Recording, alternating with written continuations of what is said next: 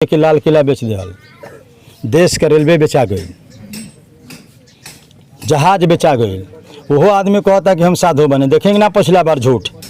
अगर नरेंद्र मोदी के सरकार के मौका मिलल तो 100 दिन में काला धन ले आए, 15 लाख गरीब के खाता पर भेजवाए, 2 करोड़ नौजवान के नौकरी लगाए।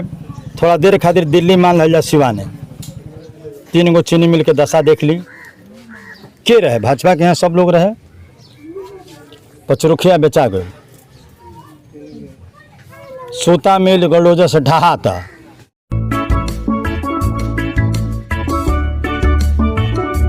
चले आइए सिवान शहर स्थित डीएवी कॉलेज मोड़ के निकट महाकाल कंप्यूटर्स में नामांकन प्रक्रिया जारी है। अधिक जानकारी के लिए कॉल करें 70094975। नमस्कार, मैं सचिन और आप देख रहे हैं बिहार न्यूज एक्सप्रेस। 3 नवंबर को सिवान में चुनाव होने हैं।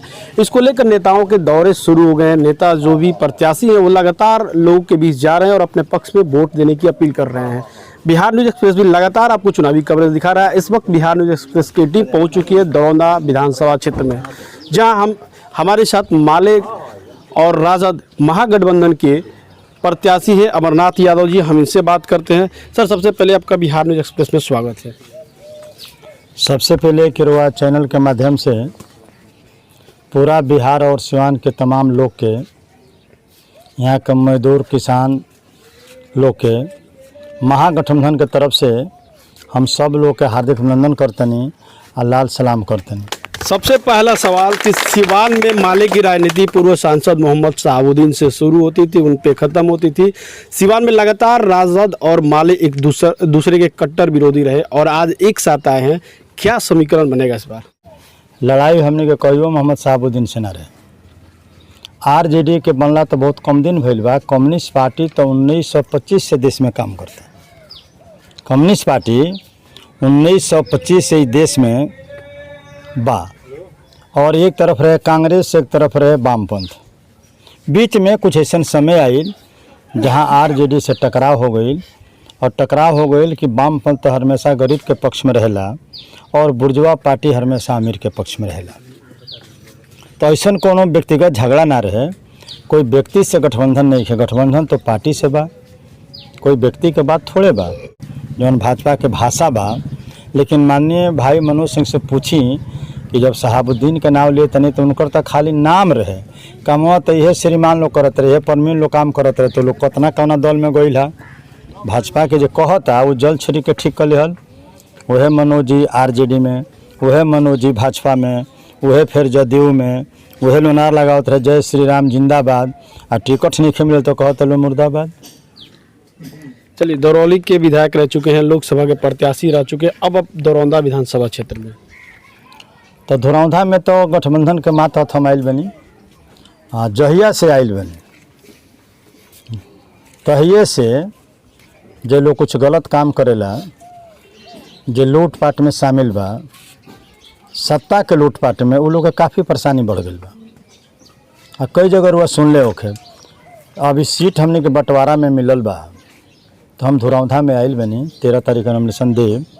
वही लोग से पूछे कि रोवा लोग काहे परेशान बनी, का दिक्कत पर हमारा इला से। चुनाव लड़े का अधिकार संविधान के मुताबिक देश में हर आदमी के बा और संविधान के मुताबिक हम धुरौंधा में आयल बनी। और यह संविधान बनावे में डॉक्टर भीमराव अंबेडकर, नेहरू जी, गांधी जी सब लोग के सहयोग बा। तो संविधान के मातहत चुनाव लड़े आयल बनी कि व्यक्तिगत बरियारे यहाँ हम चुनाव लड़े आयल बनी। देश के लोकतंत्र इजाज़त देता, संविधान इजाज़त देता तो हम महागठबंधन को उम्मीदवार बनी। और जहाँ जहाँ धुरौंधा जाते हैं वो लोग कई बात कहता, कमज़ोर और गरीब लोग, करीब करीब मेहनत करला सब बिरादरी के लोग, कि अब किए धुरौंधा जमी। जहिया से हमने के सोचत तनिया सा हमने के मन लायक कैंडिडेट रुआ आयल बनी, हमने के एकदम एक साथ बानी सब में, कहीं से कोई शंका संदेह के बात नहीं है। परेशान वो लोग बा जरा जनता पर विश्वास नहीं है। भाजपा नेता जितेंद्र स्वामी लगातार हमले कर रहे हैं कि बोल रहे हैं कि जिस दिन दरौंदा में उसी दिन सुनील सिंह मुखिया की हत्या हो गई। हत्या की राजनीति आप करते हैं, अब यहाँ हत्याओं का दौर शुरू होगा। वहाँ के अपन भाषण दी, कहीं कि अमर जादव राजपूत के मारे ले, भूइहार के मारे ले, पंडित जी लोग के मारे ले, वहाँ के काम बा। हमरा डायरी में ना वहाँ के नाम बा ना कोनो हमरा वैसे मतलब बा। सुनील यादव या बाबू साहब के हत्या हो गई तो नाम दूगो यादव के बा एगो दलित के बा। तो बहुत यहाँ मुसलमान के भी होता, बहुत यादव के भी हत्या होता। एकर फैसला पुलिस प्रशासन करी, यहाँ के एसपी करी, यहाँ के डीएम करी, देश के न्यायालय करी कि वहाँ के करब कि हम करब। ये तो प्रशासन के काम बा। हमरा अइला से हत्या अगर शुरू हो गई तो शायद 40-45 बरस से तो हम यहाँ रहल नहीं की, RJD नहीं खे रहल, उहे लोग रहल बा। तो हत्या के लिस्ट गिनाई तब तो एक छेंटी हो जाई।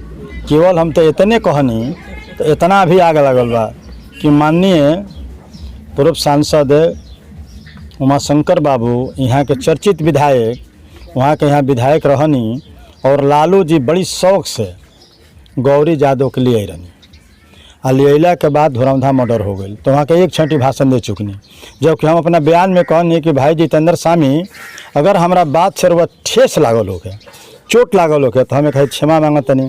एकरा के सही तो कमजोरी हमार बुझत रहन ना कोई आदमी ना बरियार बना, जनता जरा साथे रही वह बरियार बा। तो जनता हमरा साथे बिया। हम समझतनी कि लोकतंत्र के तहत हम सही धुरंधा में सबसे बरियार बानी गठबंधन के तरफ से। बड़ा आक्रोशित हो के आप पे बयान दे रहे हैं, सीआरओ से तुलना कर रहे हैं आपकी। ठीक बात तो सियार बाग सब साथे में बानी साहब का। अरे वो लोग के हिते भी बा, हमनियों के हिते बा। वो सियार कह चाहे बिला कह, ओकर हम का जवाब दी। लेकिन सियारो अगर लड़ी, कमज़ोर लड़ी, भिखमंगा भी लड़ी और जनता जरा साथे चल जाई सही तो बाघों के नाथ दी। यह जनता पर निर्भर करता। तो जब धुरंधा के जनता गठबंधन के साथे अगर बा तो बिहार में तेजी के साथ माई समीकरण के बीच में बिखर गई रहे। यह गंगा के पानी के तरह माई समीकरण जुटियाता। और जब माई समीकरण जुटिया जाई तो अगलो बगल के थोड़ा सा छोटा छोटा बिरादरी सब ले समुद्र के लहर में शामिल हो जाई। और जे अगर मगर बोलता आवे दी, अब ढेर दूर नहीं खेन गई माघ 29 दिन बाकी पता चली कि बिहार में सरकार के कर बनी, भाजपा के सरकार रही, नीतीश के रही कि महागठबंधन के रही। मुख्यमंत्री तेजस्वी यादव के बने के बाद और पूरा महागठबंधन के सब सीट महागठबंधन जीती, एगो ना। लगातार दौरे कर रहे हैं, जब से दौरौंदा विधानसभा बना है तब से जदयू का कब्जा रहा। अभी उपचुनाव में निर्दलीय प्रत्याशी ब्यास सिंह जीते थे जो भाजपा के प्रत्याशी हो सकते हैं। क्या मुद्दा रहेगा इस बार? अब चुनाव में खाली झूठ बोलल जाला। कि जब से आज़ादी मिलल बाद 2-3 गो बात कहल जाला, हमरा के जिता दे, रोड बनवा दे, गांव में हम बिजली पहुंचा दे, शुद्ध पानी बिहार के जनता के, देश के जनता के हम पिया दे। व्यवहार में उल्टा लोकेला। आज भी हॉस्पिटल में दवा नहीं, हॉस्पिटल में पानी ढुक जाता। कुत्ता कटला के दवा हॉस्पिटल में नहीं खे। यहाँ हजारों एकड़ में जल जमा होगा। ढेबर रुआ चल जाए तो शायद कई हजार एकड़ जमीन में पानी लागल ओकरा अगल बगल। आज तक समस्या का समाधान ना भइल।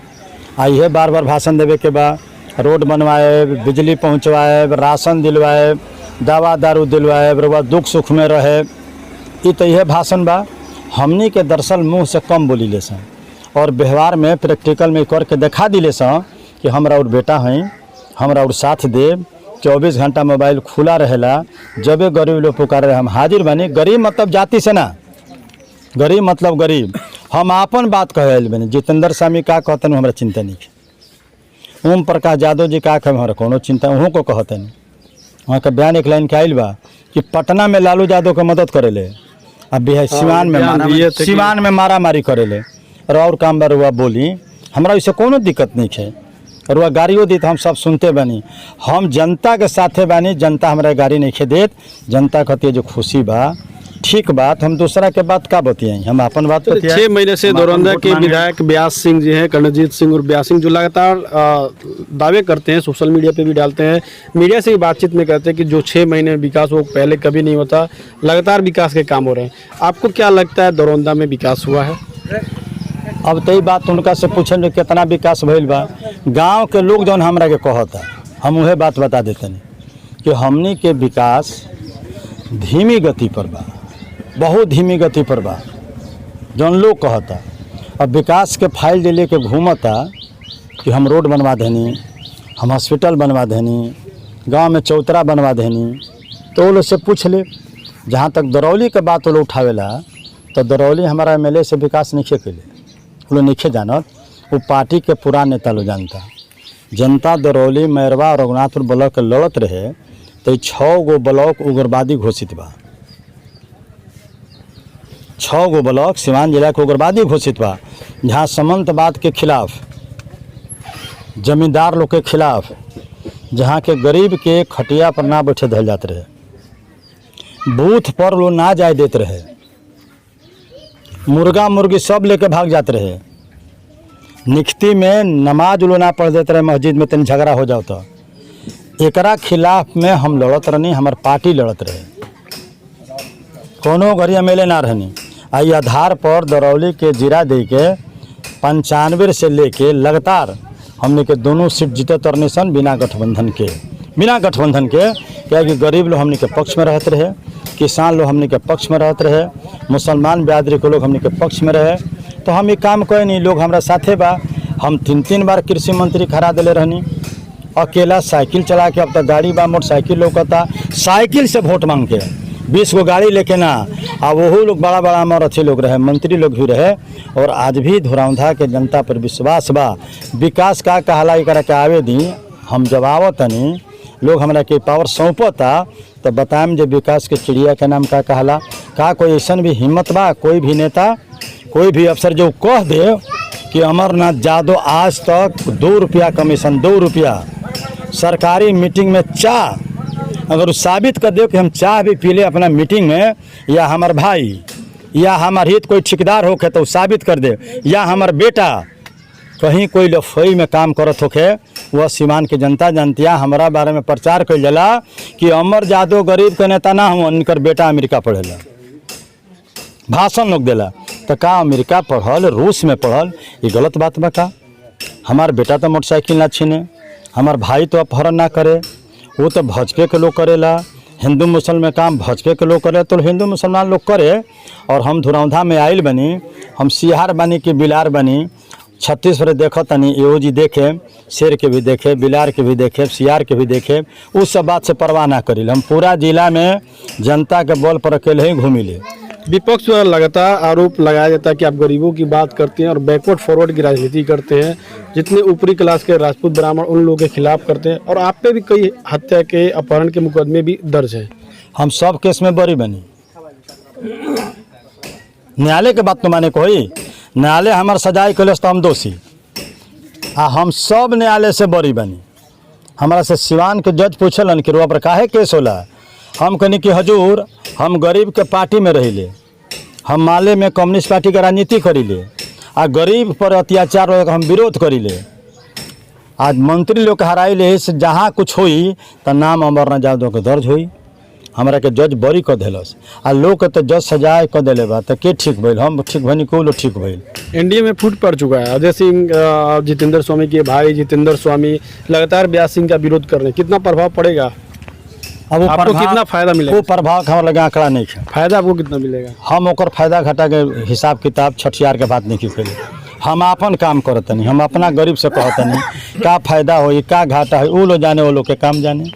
आपने कहा कि राजनीति में अपराधी हैं, बहुत सारे लोग हैं, तो आपके पार्टी के जीरादेई के जो प्रत्याशी है अमरजीत कुशवाहा चिलमरवा कांड में जेल में बंद है, उन्हें टिकट दिया गया है। जी जेल में रहल कोनो बहुत बड़ा बात नहीं है।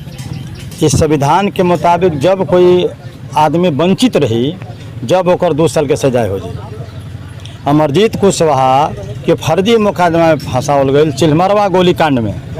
जहिया गोली चलल, जे हत्या भइल, ओह दिन अमरजीत कुशवाहा जिला कमेटी के मीटिंग में रहलन मुड़ियारी में। अब वो केस हो गई हमारा नेता पर, तो हमारा नेता के तो सजाए बाना, हमार नेता जेल में बनी, कहीं कहीं से कोनो सजाए नहीं खे। ऐसे हमार पार्टी यह सामाजिक न्याय के पार्टी हो, ऐसे हमार पार्टी अमरजीत कुशवाहा के हमने के वहाँ टिकट दिले बनी सो।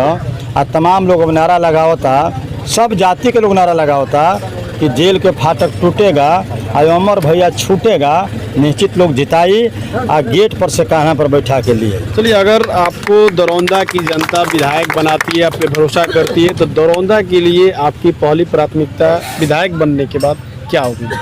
तो अब झूठे न बोले के पड़ी। झूठ चुनाव में टायर से बोलल जाला।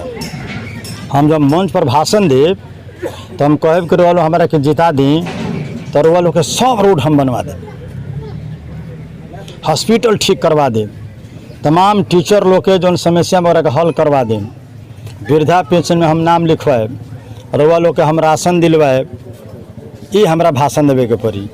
असली का बा कि एमएलए के एक साल में 2 करोड़ रुपया मिलेला, जना कि अपना कलम में ताकत बा जहाँ लिखी तहाँ खर्च हो जाए। अब 2 करोड़ रुपया के का सीमा बा?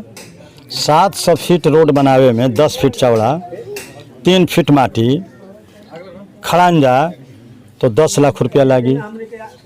और ये 10 लाख रुपया में ये साँच बात बोले में हमरा तनको दिक्कत नहीं है कि जो एस्टिमेट बनी तो 10 लाख तो 12 लाख बनी, 2 लाख देवता लोग के चढ़ावे के पड़ी आ 10 लाख के काम होई।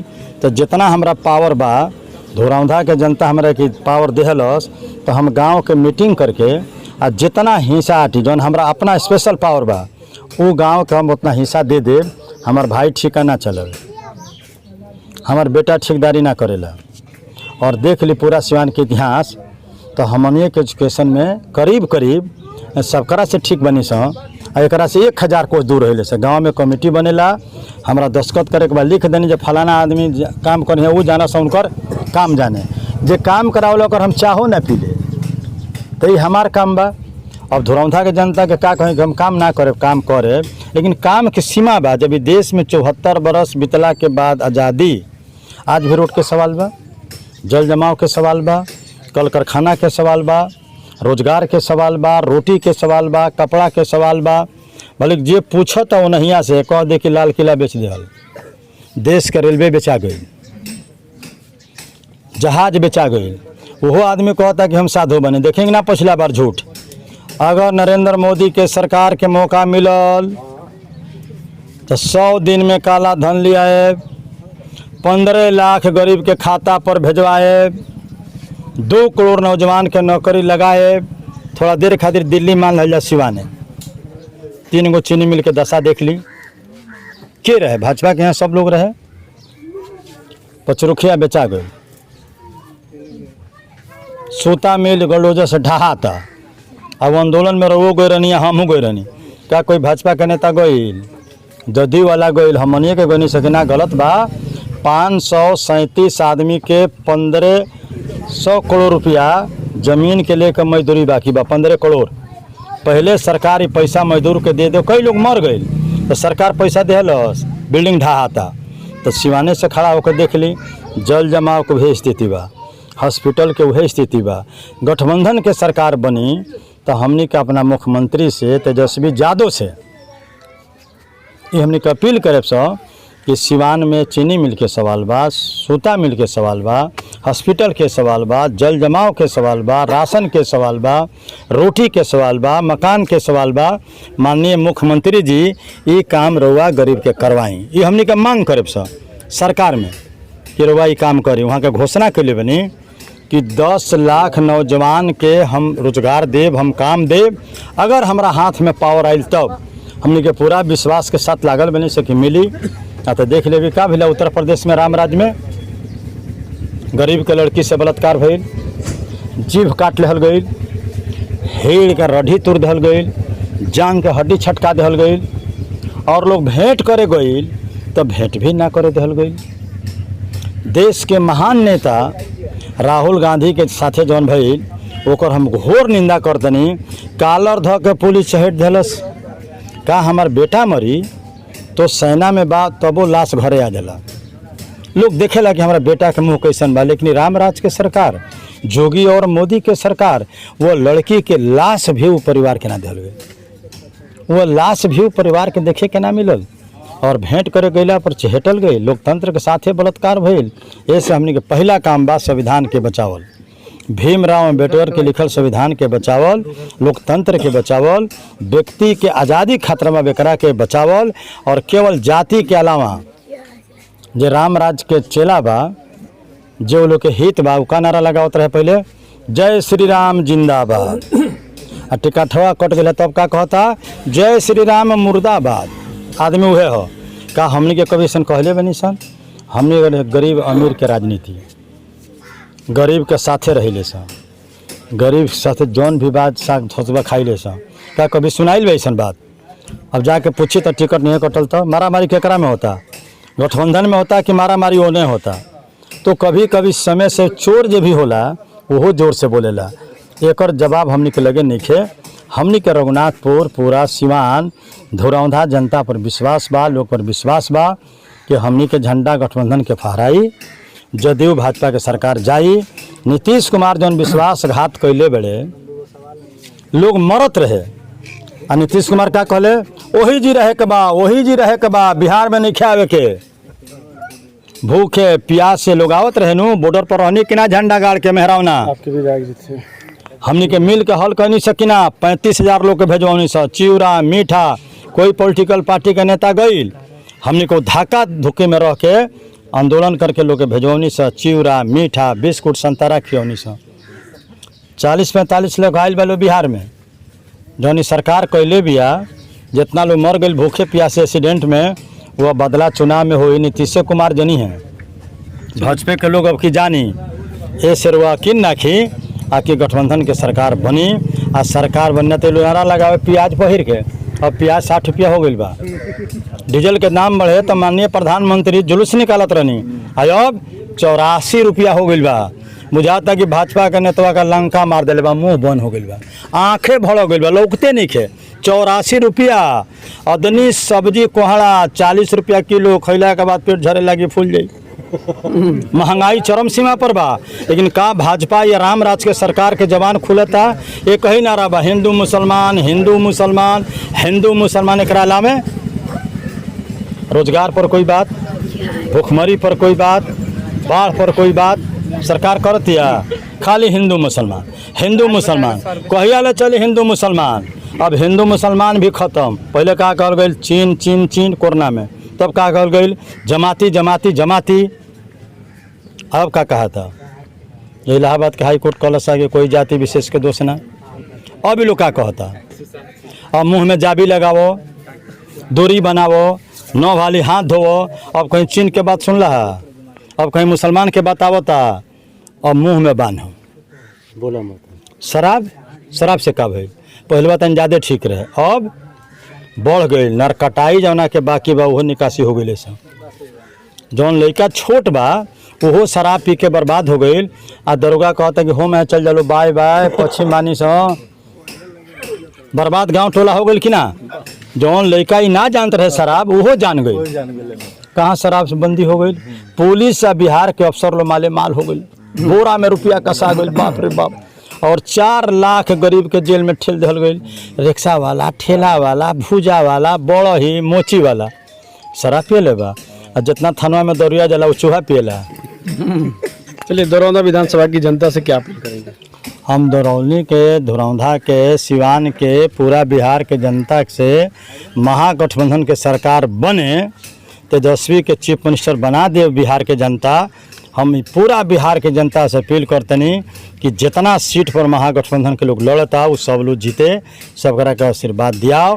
उनमें धुरौंधा भी शामिल बा, उनमें सिवान भी शामिल बा, उनमें बड़हरिया भी शामिल बा।